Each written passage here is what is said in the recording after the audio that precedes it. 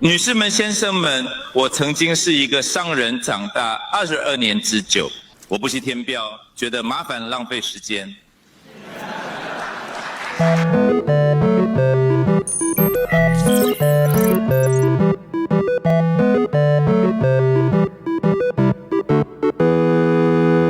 Video lama yang semakin relate dengan perkembangan AI saat ini. Buat yang belum tahu, video aslinya waktu pertama kali muncul dulu itu ya, itu ada beberapa versi. Jadi si pemeran utamanya tadi berpidato dengan banyak bahasa, fasih, ekspresif, dan terlihat asli. Dimana belakangan ketahuan kalau itu semuanya palsu. Ya jelas palsu lah, kan nggak mungkin dia bisa ngomong dengan fasih berbagai macam bahasa gitu kan ya.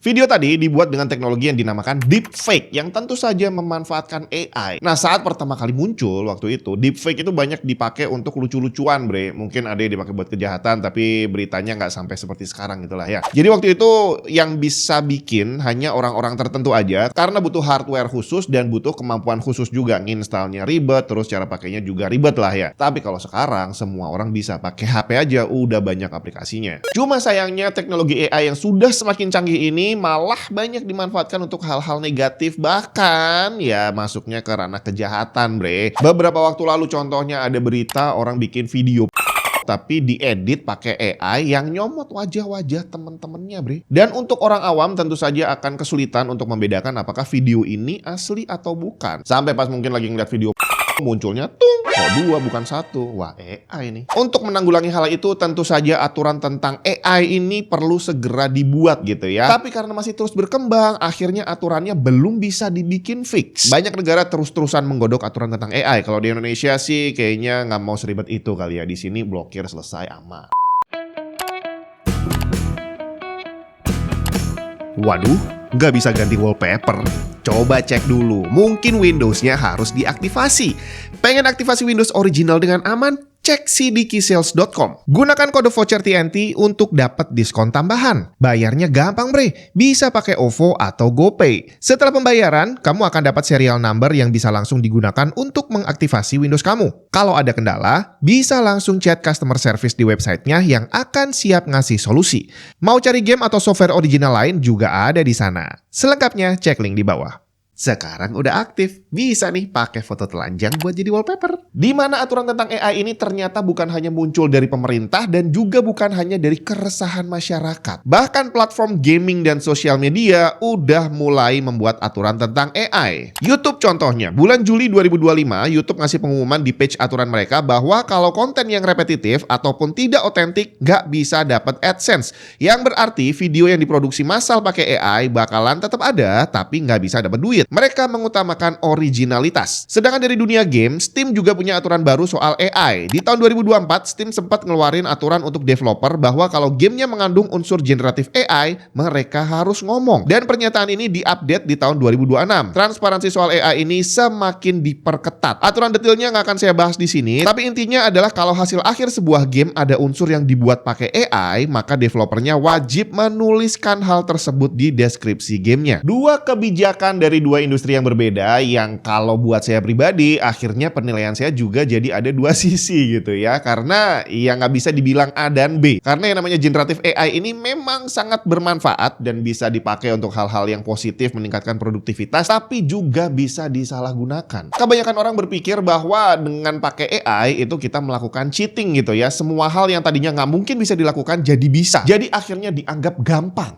Padahal nggak kayak gitu loh. Hal sesimpel kita ngetik nanya jawaban ke AI lewat ChatGPT mungkin atau lewat Copilot itu bukan hal yang mudah. Iya, ngetiknya bisa, tapi kalau kita lihat sejarahnya, bahkan untuk cari informasi lewat Google aja, nggak semua orang bisa nulis keyword yang benar. Dan saat menggunakan AI, tidak semua orang bisa menulis prompt yang benar. Sekalipun udah bisa, begitu jawabannya keluar, nggak semua orang bisa memanfaatkan jawabannya dengan benar lagi. Jawaban yang dikasih sama AI itu tidak 100% benar. Jadi saat kita sedang mencari informasi, kita harus tahu dulu kita mau cari apa, kira-kira keluarnya akan seperti apa, dan kita harus tahu logiknya. Jadi kalau si AI ini menjelaskan dan ada yang salah, kita langsung terkulik gitu ya. Kok kayak gini jawabannya, kayaknya salah deh. Kejar lagi, dan terus sampai dapat yang bener kayak gimana. Kalau dibilang lebih mudah, ya memang bisa sih. Karena kalau zaman dulu saya cari informasi, itu saya harus googling manual, baca banyak artikel, baru saya bisa bikin kesimpulan gitu ya. Dimana saat membaca itu, saya harus memilah mana yang kira-kira benar dan mana yang salah. salah. Tapi dengan AI, hanya dengan satu pertanyaan kita langsung dapat semuanya. Udah dalam bentuk rangkuman,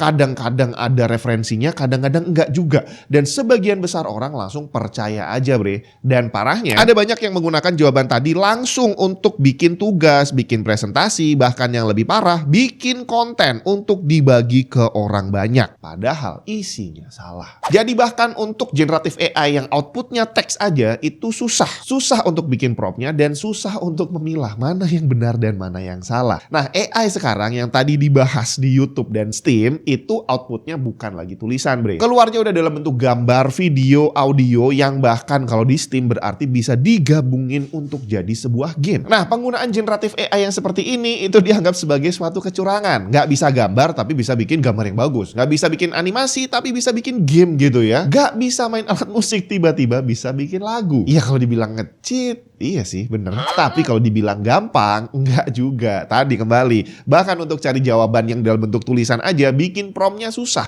Apalagi kamu mau bikin gambar, audio, video di mana nanti hasilnya harus konsisten. Itu nggak gampang, bre. Dan udah pasti nggak murah juga. Karena udah pasti nggak pakai layanan yang gratisan dan ya boleh dibilang effortnya banyak sih. Tapi sekali lagi tetap aja banyak orang berpikir bahwa hal itu adalah curang. Termasuk yang jadi sorotan banyak orang adalah soal copyright. Bahwa output jawaban yang dikasih sama AI baik dalam bentuk teks, terus gambar, video, audio itu mereka bukan bikin sendiri. Mereka ngambil dari jawaban banyak orang, mereka ngambil dari hasil karya banyak orang digabung-gabung dan dikeluarin tuh dalam bentuk satu gambar atau satu visual gitu ya. Kalau dalam bentuk tulisan berarti dia ngambil artikelnya orang. Kalau dalam bentuk gambar atau suara berarti mereka ngambil hasil karya orang lain yang bisa jadi dilindungi oleh hak cipta. Dan hal ini masih diperdebatkan sampai sekarang bahwa output dari AI tadi berarti melanggar hak cipta karena nyomot sana sini. Tinggal permasalahannya sekarang adalah kalau kita bicara tentang copyright, paten, trademark dan sejenisnya, itu yang mereka daftarkan adalah sesuatu yang spesifik. Jadi bukan general. Kita ambil contoh sebuah brand Coca-Cola misalkan. Yang dilindungi adalah spesifik, bukan hanya nama Coca-Colanya, tapi cara nulisnya, font yang digunakan, bahkan untuk produk tertentu diatur pula tentang ukuran fontnya, warna fontnya, backgroundnya, logonya, penempatan tulisan dan logo dan lain sebagainya. Tujuannya biar nggak bisa dipakai untuk menipu orang lain. Soalnya yang namanya penipuan merek zaman dulu itu bukan saya ngopi nama Coca-Cola, saya ambil labelnya, bikin barang sendiri ditempel Coca-Cola, itu enggak, bre. Yang dilakukan sama orang adalah bikin logo baru, bikin nama baru yang mirip sama yang sudah ada sebelumnya. Jadi misalnya saya bikin dengan nama Nuka-Cola tapi tulisannya hampir sama, warnanya hampir sama, backgroundnya juga hampir sama. Jadi kalau ada orang lihat sekilas bisa salah beli. Dan ini banyak dilakukan sama barang-barang KW yang zaman dulu itu datangnya dari Cina, logo sepatu gitu ya dibalik, terus namanya juga dirubah dikit dan banyak lah yang kayak gitu. Tapi kalau kita kembali ke content creation dan game, kalau content creation itu berarti misalkan kita bikin video gitu ya yang outputnya ya katakanlah kayak si Tungtung Sahur gitu lah. Udah pasti dia ngambil nyomot sana sini dari hasil karya orang lain, tapi outputnya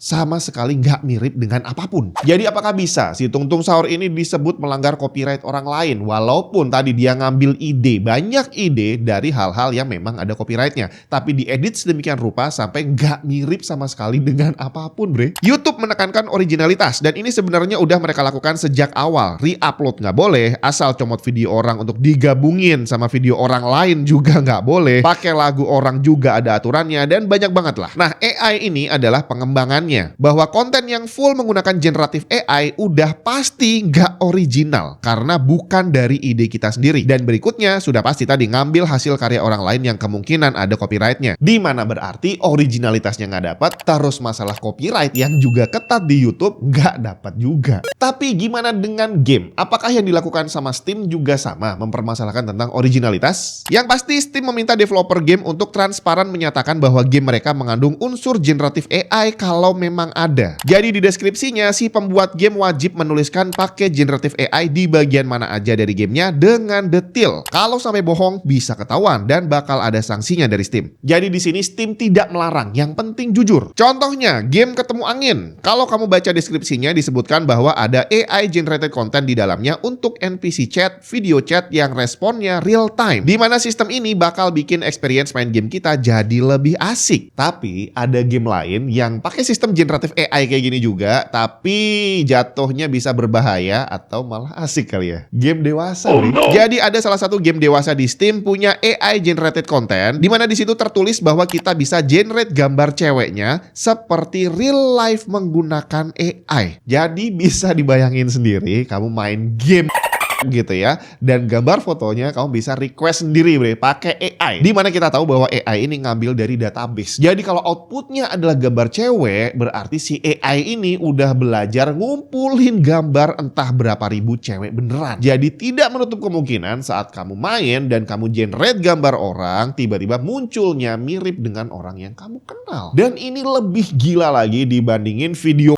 tadi, karena kalau video itu kita nonton pasif gitu ya. Tapi kalau game ini kita interaktif bre. Tiba-tiba muncul foto teman lu di situ jadi karakter game dewasa dan lu bisa berinteraksi dengan dia secara dewasa di sana. Luar biasa. Tapi dari semua yang sudah terjadi sekarang ini nggak bisa dipungkiri AI hanyalah sebuah alat. Jadi kalau didiemin aja ya dia nggak akan bisa menghasilkan apapun gitu kan ya. Tergantung gimana kita memanfaatkannya. Boleh dibilang dia adalah versi upgrade yang luar biasa dari Google, karena kalau dulu kamu hanya bisa ngebayangin terus ngetik sebentar, kalau nggak bisa bikin gambar ya udah berarti hanya berhenti jadi imajinasi. Tapi begitu dengan AI, kamu ngebayangin, kamu ketik sebentar dan kamu bisa menghasilkan gambar dan video apapun yang ada di dalam kepala kamu. Dan dengan dunia online yang sudah segila sekarang, kamu bukan hanya mendapatkan hasil yang kamu nikmati sendiri, tapi bisa kamu upload untuk dinikmati orang lain. Dan gak ada siapapun yang bisa menghalangi kamu untuk melakukan hal itu. Hasilnya serem banget bre. Terutama buat kamu yang menjadi korban. Jadi kamu bukan pelaku generatif AI, kamu nggak pernah menggunakan teknologi AI gitu ya, tapi kamu rajin upload foto.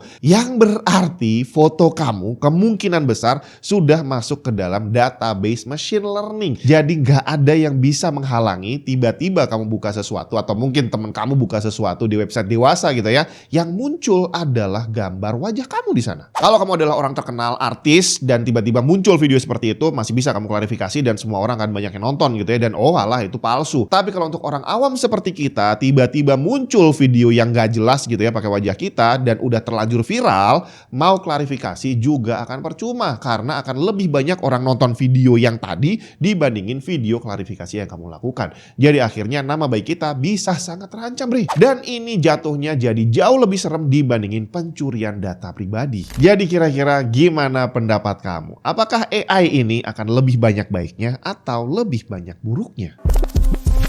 And if you hear this and they're gone, then they're back.